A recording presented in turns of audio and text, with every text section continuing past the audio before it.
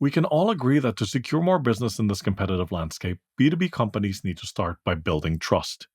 With so much digital noise and similar marketing tactics out there, standing out has become both a challenge and an opportunity.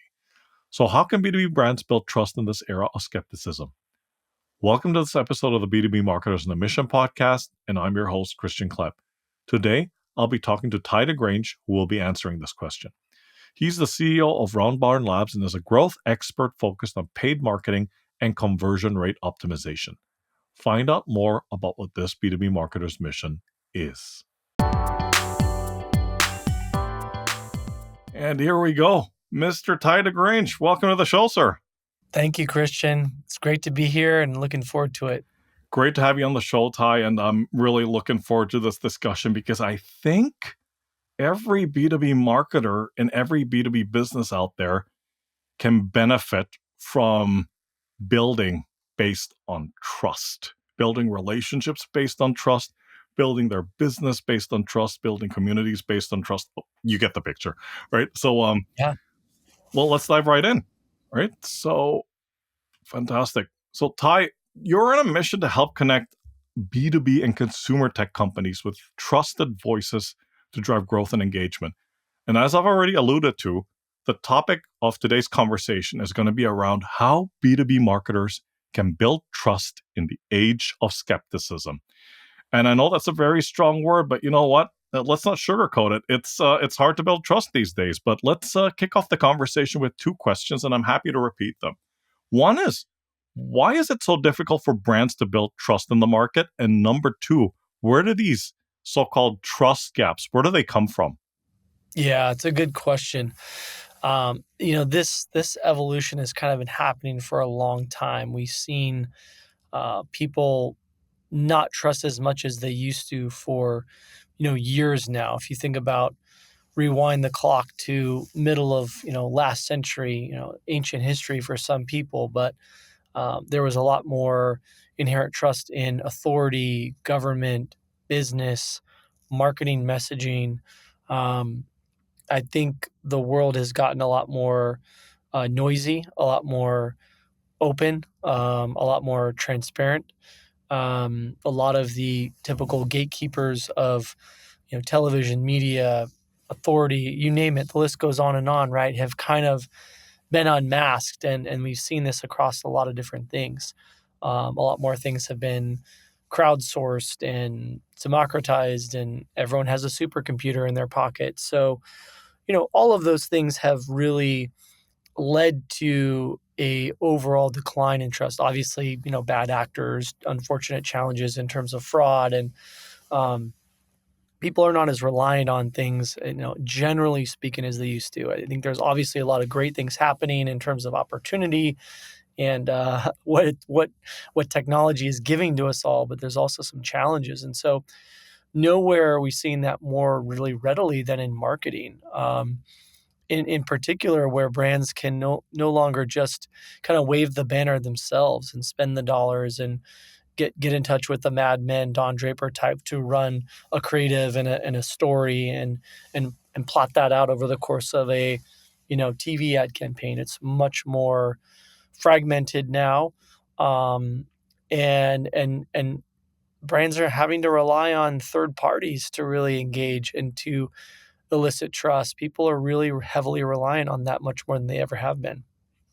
Absolutely, absolutely. And just going back to that second question, where do you think this originates from? This whole trust gap, or is it multiple factors? I'd imagine it would be.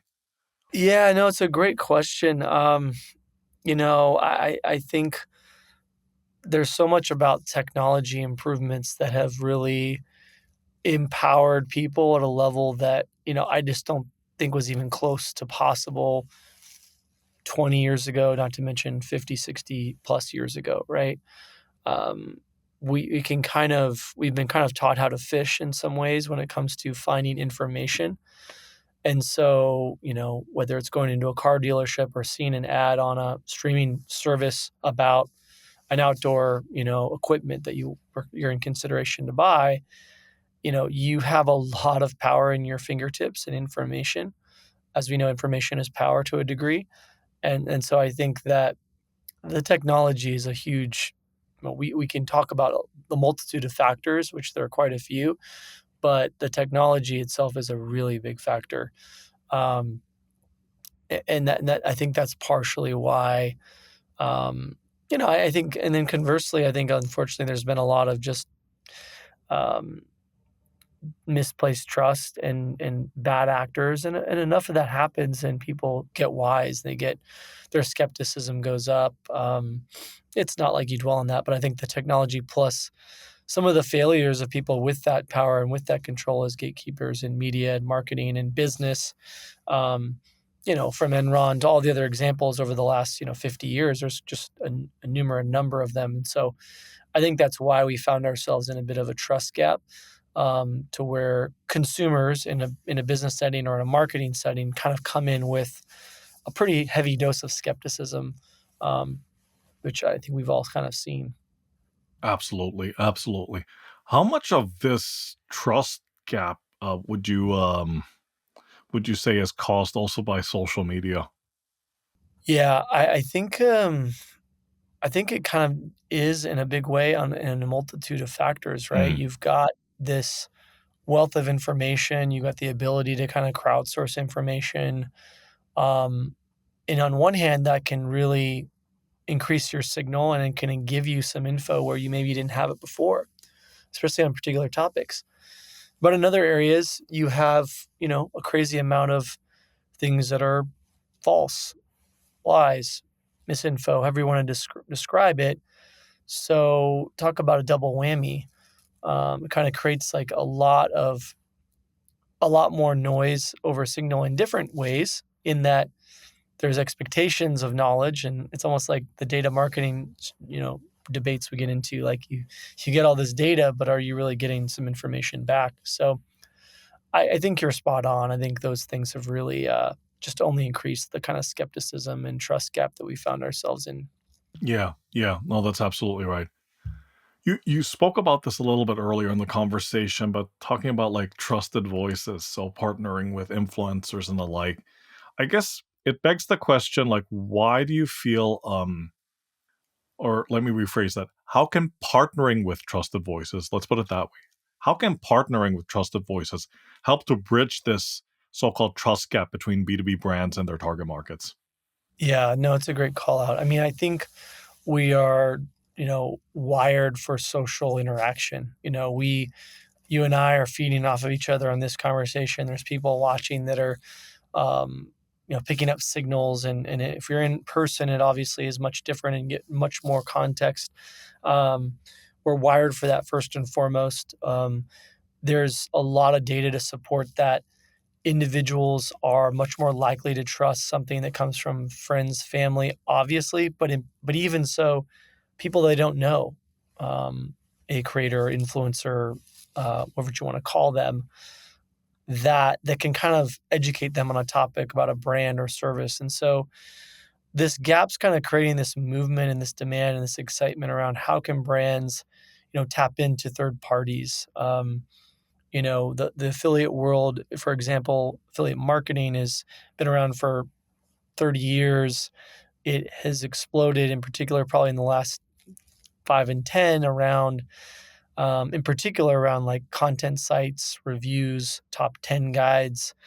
But there's like 15 other business models that are kind of connected to that. Um, the reviews and gift guides and top tens are a great example of a writer or an author or a collection of voices who are showcasing value and interesting information about various brands. Um, it's not necessarily directly coming from the brand itself. And, varying flavors of that in terms of trust and validity that we see. We look at that, we grade that, we take that seriously. And then on the creator influencer side, on social media, Instagram, TikTok, YouTube, LinkedIn, X, et cetera, all of that, it's even more, pronounced. There's a social aspect where, um, some of these folks are so powerful, they're creating brands themselves. Um, you know, the, some of the technology, brands are making or breaking brands with their reviews and understanding of it and explanations and you know, and it's welcoming kind of the 30 years ago in ads, you wouldn't say, well, here's an amazing razor. Here's the downside of said razor. It would be this aspirational image of manliness and people driving around in sports cars and stuff. And that's fine. And that's branding, that's ads. But, and you have kind of like the more specific value prop type ad stuff. But nowadays it's like, I think people, that skepticism, that trust gap's really welcoming people to kind of get the good, bad, and ugly from someone down the street amplified on digital. Now everyone has a microphone, everyone has a supercomputer. So here we are. And I think that's what brands are really clamoring for. We're seeing just insane investment, millions and millions to billions invested, growth rates through the roof. So it's happening at a pretty steady clip. And it's kind of become a requirement. Um, there's other pieces to that, but that's a bit about why. Yeah, yeah, yeah. No, absolutely, absolutely. I wanted to add something to that Razor commercial. It's not just about driving sports cars. It's about riding horses too, right? Like, Exactly, sorry, exactly. the audience is not going to Th get that joke, but that That's okay. Well, is what we it is. appreciated it. Yeah, we appreciate it. Things that are aspirational, that Correct. we could go there. That's great. Correct. No, but you brought up something which I think it's so true. It's enabled. I would even go as far as to say it's empowered people with all this. There's more transparency now, right? Yeah. Yes. On a completely different topic, because I live in Toronto, and we had this discussion like back at during the Christmas time where we had gathering with family and friends, and we were talking about the crime rate, and everyone's one side of the table was talking about like all the crimes through the roof. And it's increased since the pandemic. And there was another group on the table that was a little bit older that said, you know what? The crime rate is about the same that it was 30 years ago. The difference is that it's just easier to report the crime now, right? Mm, Because you can post it on social media. You've got videos yeah, of something happening there.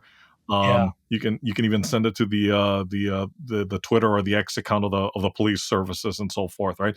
And that didn't exist 30 years ago, right? You had 911 and that was it, right? yeah, yeah, you have Citizen now, not to go down a rabbit hole. Correct. There's a lot of ways to, Absolutely. um, report and shine light on things, and everyone's got that ability Yes. now. So I think you're onto something there. Yeah. Yeah.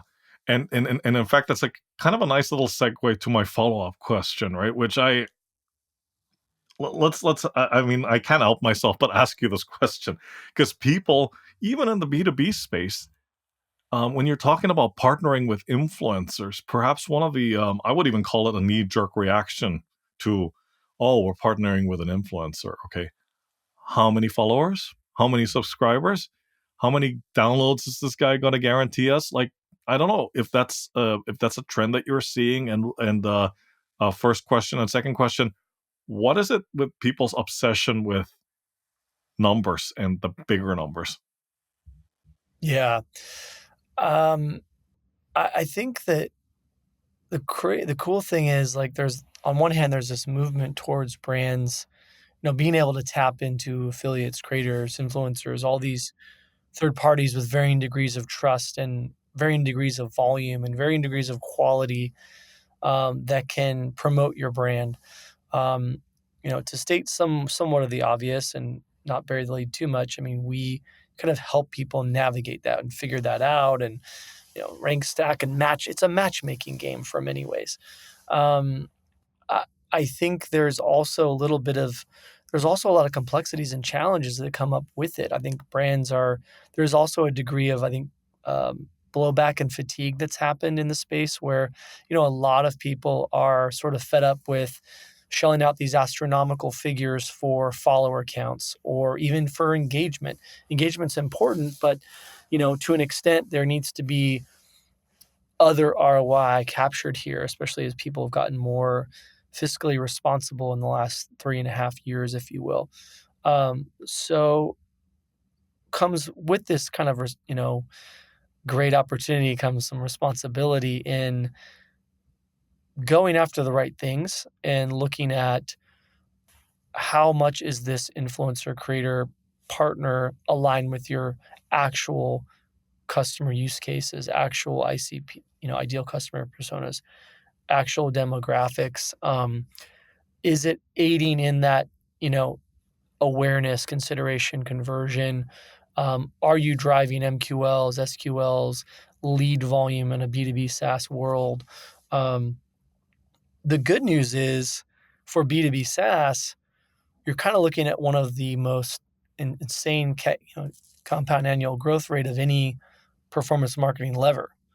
It's not like people are knocking down the door to do paid search. I mean, yeah, they are. It's kind of a necessary piece of the mix. You don't want to exclude it per se, but it's fun to be able to play in a world where you have data and all these relationships you have to manage. It's difficult, and so stepping back with all this opportunities comes kind of this mess to unwind and help people understand. And so it presents a unique challenge for brands to kind of go, well, where do we start? How do we get this going? How do we measure it?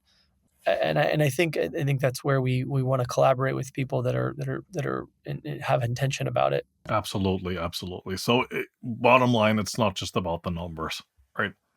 Yeah, Yeah. yeah, And to build on that, yeah, Christian, for a lot of brands, it can be a content creator as well. We've been touting this since, gosh, about 2018, actually, where we kind of call it a flywheel effect, where if you can get get your site dialed in optimally from a conversion perspective, if you can go out and acquire third party great reviews, discussions, how to's, comparisons versus your competitors that are appropriate and in line with your kind of agreements and the voice of the creator. You don't want to take that away. You get a couple winners there and you get that whitelisting rights. You can port those into your LinkedIn or to Meta, and those can, oftentimes be your best performing creative. yeah. So there's a little bit of a, how do we build up the awareness and consideration a little, Mhm. maybe some storytelling element Yep. to some extent for brands that can invest. That's probably ideal. Then you have a content generation value. Then there is a legitimate straight up ROI value. Affiliate itself is generally going to be more efficient than I think influencer on the surface. But if you kind of combine the power of that, you're looking at two really powerful levers. The other cool thing is, not to go too down a rabbit hole, a lot of people don't realize in B2B marketing, there's referrals, there's ambassadors, there's value add resellers. Like B2B SaaS has such an ecosystem already, and the partnerships world's already kind of known. And so I think what we're seeing is a little bit of a collision of like all these things into one. It's not necessarily you're going to try to do it all for everyone, but the old school kind of affiliate mechanism of brand tracking provider partner and all of that tracked and going through one ecosystem, that logic can be applied to all of those different players in the ecosystem. So your affiliates and your influencers and your value added resources, your partners, your tech partners, ideally all that could be kind of managed under one plumbing system. You could see all the data of how that interacts directly. That's, I think, the really exciting part of this. And that's, I think, the holy grail where B2B brands want to be moving to. I think you just inadvertently came up with a title for this episode, like managed under one plumbing system. There you go. Yeah. Fantastic. Yeah. Fantastic. Make it sound really sexy. Yes. We'll make it sound, Yes. keep it blue collar. Yeah. Mario Brothers stuff. Really? There you There you go. go. We even have our theme. Now we have our theme song too. Fantastic. Um, on the topic of key pitfalls for B2B marketers to avoid, what are they and what should they be doing instead?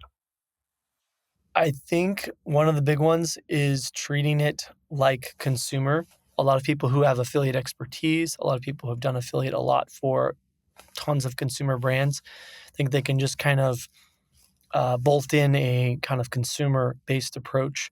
They're not thinking long term about the value that partners are bringing over the course of quite insane LTVs. That's the beauty of SaaS, right? You have margins, you have long-term retention in some cases for the leads and MQLs, SQLs, revenue that are being brought in. So I think that applying kind of a short-term micro approach is sort of a big pitfall. Um, I think another one is like really not being very well aligned with the data and not really thinking for the benefit of the B2B SaaS brand.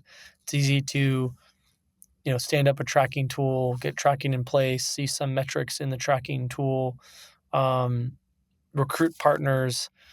Um, but oftentimes what you see in the tracking is a great start, and you have to go multiple layers deeper to really align with what's happening with the CRM. Where those transactions, those leads, those actions happening later on? Are they actually converting? Are we getting quality? Are you looking at things at a cohort level? Um, so those two are pretty big. Um, you know, I think because it is still so relationship based, it's easy, I think, to think transactionally and to think start stop and like uber agile. Uh, Search and social take their time to build out and grow and mature and come to fruition. Affiliate partner influencer is even more dramatic. It's probably double the time, I would say, to get those things up and running. So because you're dealing with human element, because you're some ways pitching a story and a reason why a particular B2B SaaS brand should be promoted or could be promoted. Why does it match make?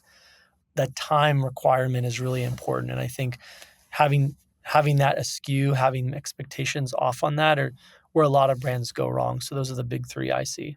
Yeah, yeah, no, no, no, for sure, for sure. Those are some really critical ones too. Um, Yeah. okay, break it down for us. I mean, I know you've given us a lot, but like break it down for us in terms of how, if I am the B2B marketer, like say in a SaaS company and whatnot, what steps do I need to take to help to build that trust, right? So how do brands reclaim that authenticity in their marketing?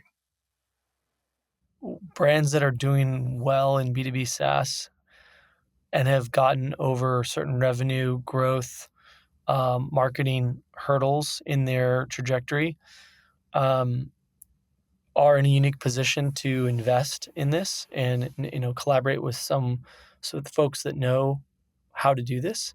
I think that's obviously helpful.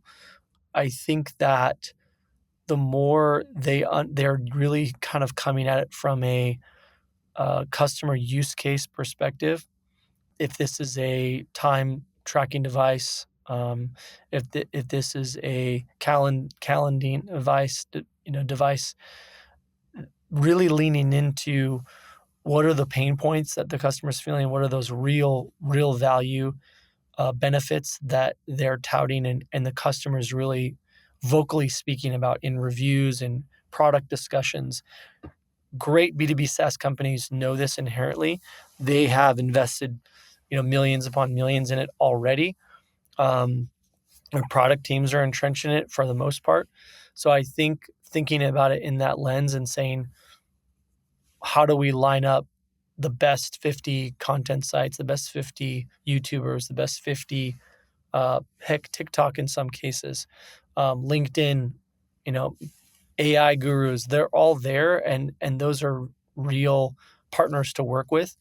Um, I think the more that customer and those good stakeholders are being thought of as part of that process, the more it's going to come out. In some cases you can almost use your customers as partners. In some cases, if you want to get literal about it, there's a percentage of them that could be.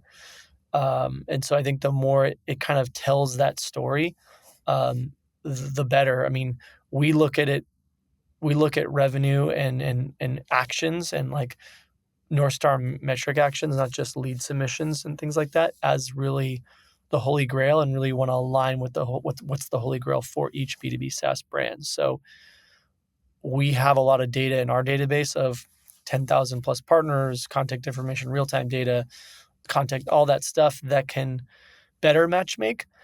But And I think the more the alignment is with the customer, and it doesn't have to all be rosy picture. Some of it's going to be that, going back to that authenticity piece, going back to that what's changed over the last 50 years. It's okay to say this part of the software is kind of not working for me, but for the most part, it's head and shoulders above the other players and the pricing works. Or, hey, they're kind of number two in this space, but they're killer for the overall solution if you're in this use case. I think there's a lot of ways where that authenticity comes through, where you're just being very honest about it in the review. And so it doesn't always have to be, this is hands down the best solution. This is what, this is why. And the other part of that authenticity is that FTC requirements really require there to be some disclosures around, hey, I'm getting compensated for this, hashtag ad. There's some good disclosure, legal requirements from the FTC that every part of the ecosystem is really responsible for. We want to be monitoring that for our clients. We currently are careful about that, advising clients to make sure we're getting that coverage and exposure to protect everybody involved, and to let the consumer be protected to know that, hey, I'm being transparent with you. Going back to what we said earlier. Absolutely. Absolutely. And only because you brought it up, I'm gonna go back to it, right? Because man, it is 2025, and what kind of podcast interview would this be if I didn't ask you about AI, right? Like, Yeah, I mean, if we're on the topic of building trust, right? AI comes up, and immediately, it, oftentimes, unfortunately, has a negative connotation. But just over to you, just from your experience and based on your expertise, how much of an impact? How much do you feel AI actually impacts uh, this this this trust gap we're talking about, and how should B2B brands, if they're trying to reclaim that trust, how should they go about dealing with AI? Because let's be honest, we're not going to throw it out the window, right? But there's a right and wrong way to be leveraging it. I think it's similar to what I shared earlier about social media in that it both helps and hurts. I think it makes these types of conversations perhaps even more valuable. For me, right, wrong, or indifferent, I've kind of jokingly become a reluctant influencer, as I joked with my friends and team about, and you are as well.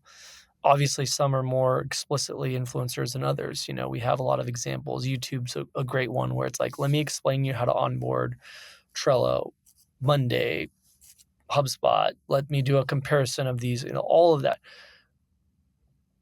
But if you think about the value of those creators might be using AI to make their job easier. They might be using AI to improve their workflows and their efficiency.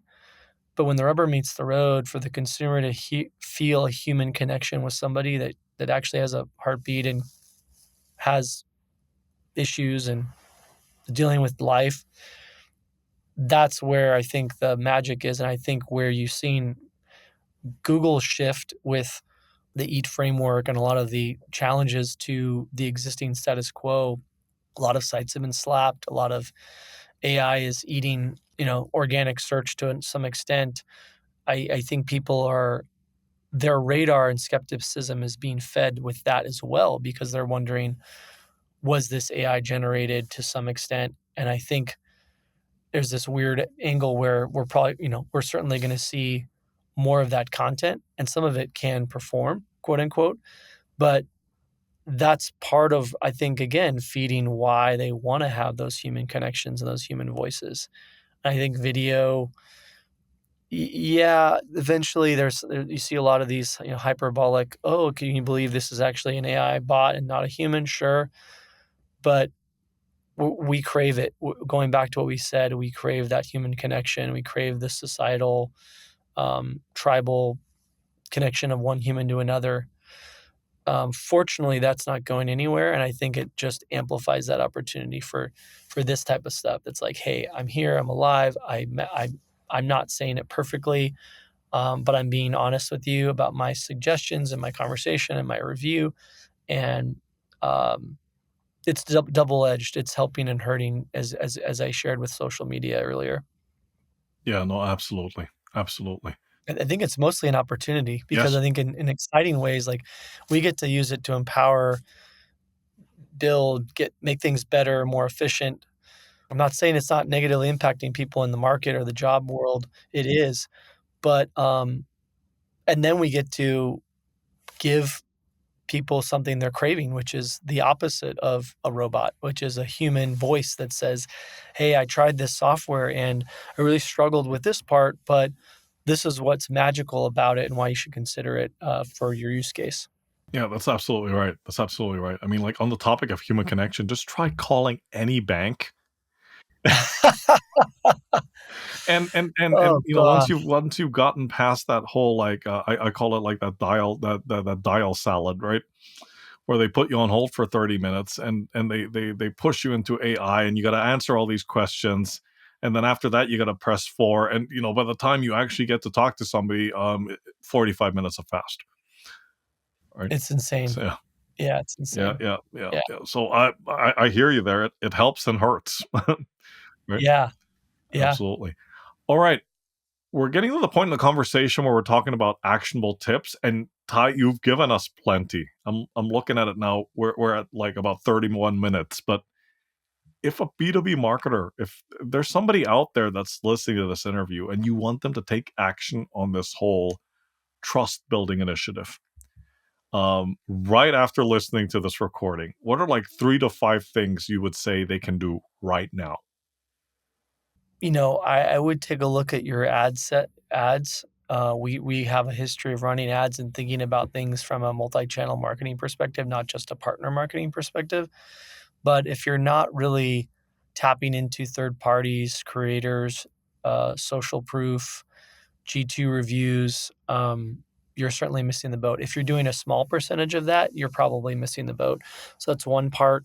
I think, are you thinking about partner marketing? Do you have a program live? If it is it 10, 20, 30% of your revenue lead volume? Is it on track to get there? Do you have somebody working on it? Have you had someone look under the hood and do an audit of the program to just get an assessment, third party candid review, going back to authenticity? That is something that can be extremely valuable to at least have a partner marketing expert look at under the hood and give you some advice. We'd love to do that. We're happy to help.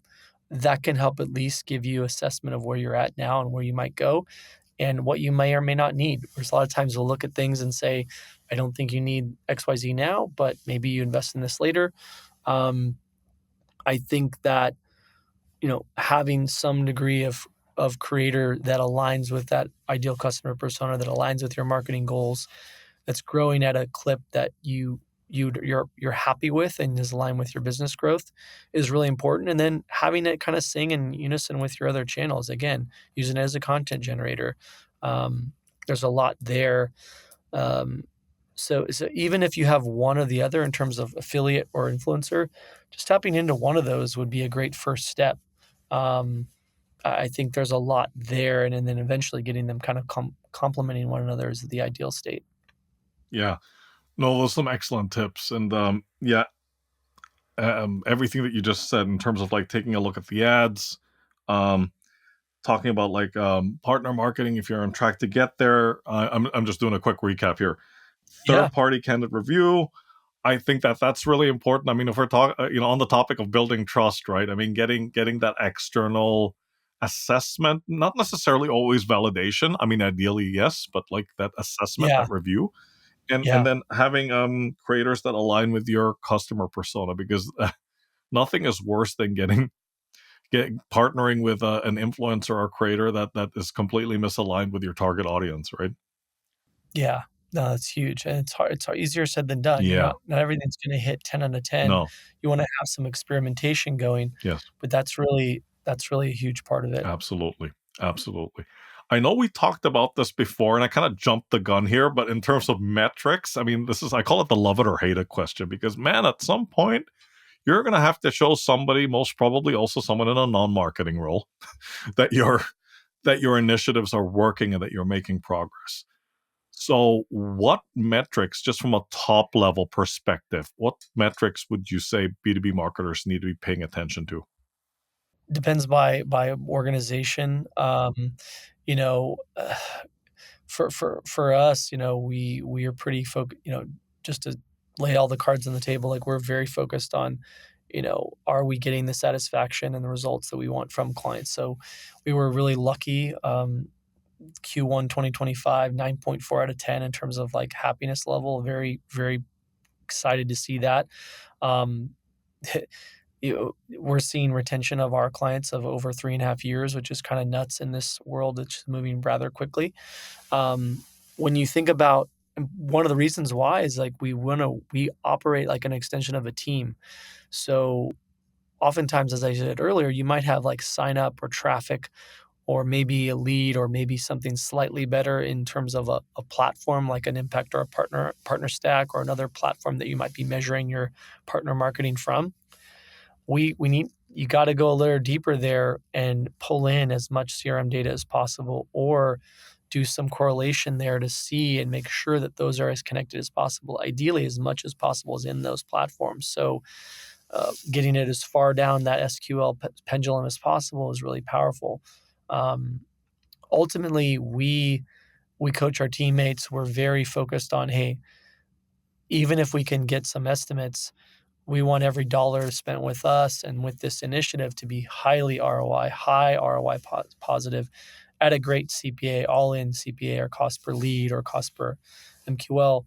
So it's kind of all of those things across that pendulum. Um, and then certainly a lot of validation with the client to understand, like, are these the actual metrics that they're looking at? But it's far too often there's a little too much just kind of top level lead traffic focus, and there's not enough. Is this our all in penciling for a business? And that's kind of, we're talking about that absolutely as early as we can, and we model that out as absolutely as early as we can with our partners and our clients. Yep. Yep. That sounds about right. All right. Get up on your soapbox, sir. I think you've kind of been up there already, but just stay up there a while longer. um, no offense. Um, what's the status quo in your area of expertise that you passionately disagree with, and why? I'm shocked how often we look at programs that appear to be on autopilot despite having an agency or a team of experts working on them. We're talking about multi-billion-dollar brands trying to grow, trying to get partners, trying to get authentic trust through affiliate or creator influencer. And it's surprising to see how often it's not happening. They'll have an extremely low number of partners.